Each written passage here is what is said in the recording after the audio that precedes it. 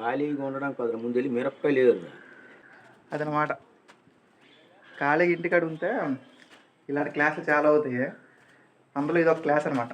ఖాళీగా ఉన్నాం కాబట్టి ఇప్పుడు మిరపకాయలు ఏరమని పంపించారు. చూపిస్తాను చూడండి. మిరపకాయలు అని చెప్పాను కదా అని పెద్ద తోట అనుకోవద్దు. ఇక్కడ గట్టికి కూడా ఒక 4 చెట్లు ఉంటాయి చూసారా. ఇప్పుడు ఇవే వేరాలి మనము. ఇంటి దగ్గర ఖాళీగా ఉంటే ఇదే ప్రాబ్లము. మిగిలిపోయిన పనులను మనతోనే చేయిస్తారు. నేను ఎన్ని మిరపకాయలు ఏరానో ఇప్పుడు చూపిస్తాను చూడండి. చూసారా ఇన్నైతే ఏరాను.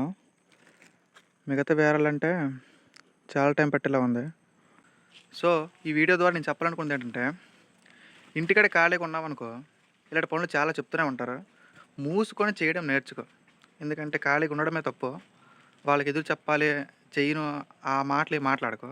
చెప్పింది చేసుకుంటూ పోవడమే. ఎందుకంటే నాలా చాలామంది ఖాళీగానే ఉంటారు, నాకు ఆ విషయం తెలుసు. కాబట్టి ఇప్పుడైతే వేరేం కాబట్టి ఈ పూటకి మనం సేఫ్.